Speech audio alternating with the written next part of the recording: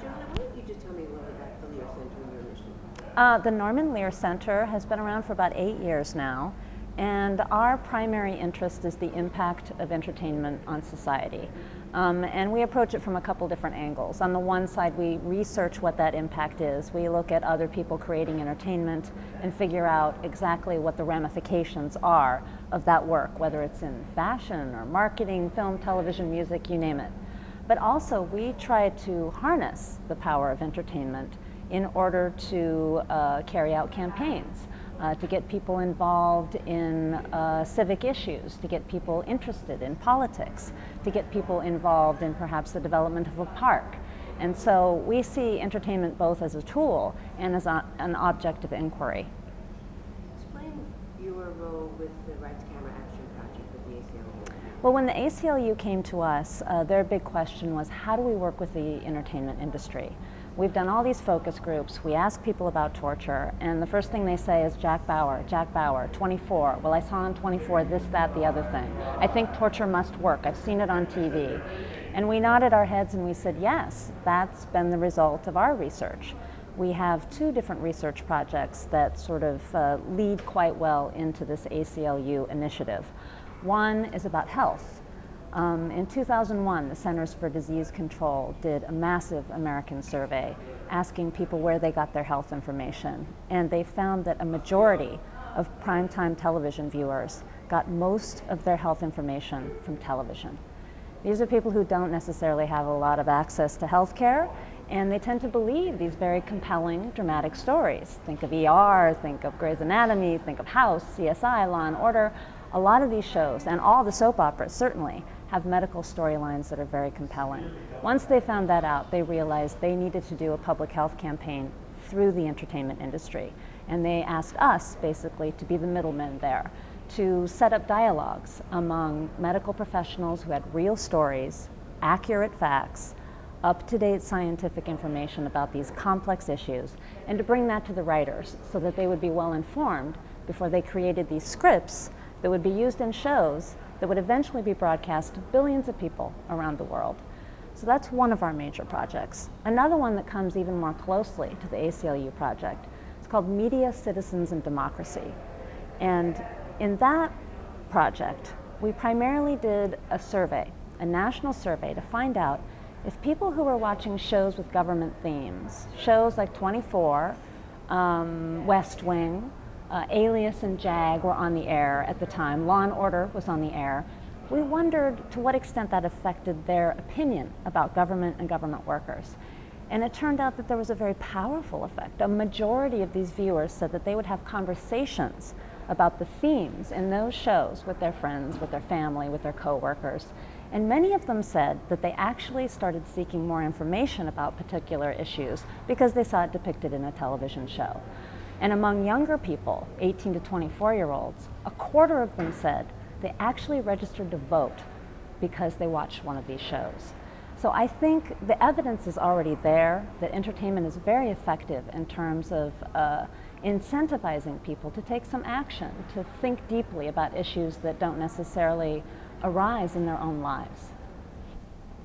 Let me ask you about the potential tension between a creative desire to have autonomy over the product and an advocacy group like the ACLU wanting to interact with that work. Yeah, I think the key thing for us is we realized that the last thing we wanted to do was position ourselves as advocates. Instead, we positioned ourselves as a resource. So usually what we do is the television shows call us. They'll say, we want to have a mother who is HIV positive, who's had these kinds of complications. Is this accurate? Is this scenario something that makes sense? And we will check with our medical experts, and we will put them in contact with people who can give them accurate answers. A lot of these shows, of course, have some medical professionals on the set, on staff, but they don't have the breadth of knowledge necessary in order to answer all of these nitty-gritty questions. And once we became trusted as a resource, then they would start coming to us and saying, what are the hot health issues these days? What's the CDC really interested now? What's the next big thing? And in that respect, we're almost advocates in that we're bringing a health message that the government is very excited about getting out to people. but they're asking for it. We're not pushing an agenda, we're just trying to work with them so that their creative process is enriched by some really true stories. Explain the methodology to me of how you go about doing the research. You mean the survey research? We've done a few different kinds of surveys. It can be quite complicated. We always hire a seasoned survey research firm in order to do the analysis of the data. Because one of the misconceptions, I think, is that you do a survey asking people about a behavior, about something that they've done, and you ask them another set of questions about the television shows you're watching, and you're suggesting that there's a clear cause and effect between the two. That is something that you cannot argue from survey data.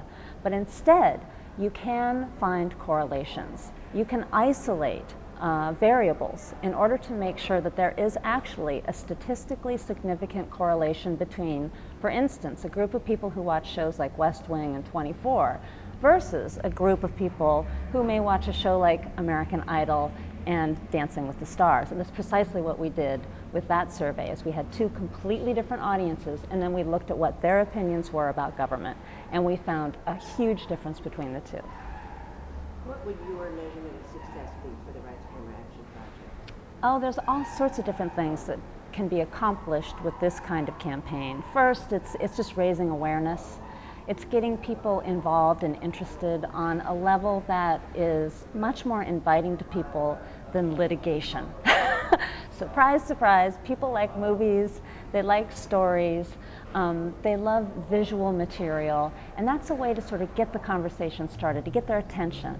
And from there on, you can do a million different things. You can do education campaigns, you can certainly increase your membership, and I think you can open up much more interesting and diverse dialogues about these very complicated issues by incorporating the stories that are told through mass media. Documentaries are fabulous, well-researched news reports and frontline reports are great, but TV shows that get 30 million people watching every week and get syndicated all around the world, they start conversations at a size that we're just not used to thinking about when we think about difficult issues like torture, for instance. The narrative word has been used a lot during the course of this conference, and the strength of the narrative is, I think, the thing that makes it such an effective means of communicating through fictional television or film. How do you define the role, I guess, I'm not breaking this. No, you know what I want to ask you instead? Briefly, and then get out of here. Okay, that's fine. Can you just give me your thoughts on the relationship of similarities between the war on terror and the war on drugs, and why it makes sense to link those two in terms of this research project?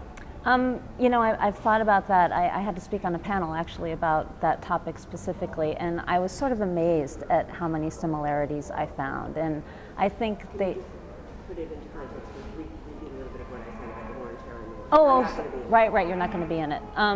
I think there are a lot of really, okay, let me have a little water here. I think there are a lot of really surprising similarities between the war on drugs and the war on terror. The most obvious one, I think, is that both are metaphorical. They're sort of turns of phrase that have been created in order to create public support for something that might seem quite amorphous and hard to wrap your mind around. They've both also been used in order to justify the expansion of government powers. One doesn't necessarily think of drugs and terror in the same sort of frame at all, but when you see the motivations behind the creation of these terms, they're very similar. Also, there's really no clear enemy in either of these wars. And I think in the war on terror, that's made a little more obvious than it is in the war on drugs. But the more you take a look at the war on drugs, you realize that there are far more victims than there are perpetrators in this system. There's no foreseeable end to either one of these wars. That's one of the sad sorts of assumptions made from the beginning, that we can't assume this is ever going to be over. Terrible, terrible sort of frame. Also, I think both of these wars are fueled by a kind of fear for personal safety. that both of these things are affecting us at a very sort of close neighborhood sort of level. Every one of us is at risk. It's not just if you're on the front lines in Iraq. It can happen to you in your hometown.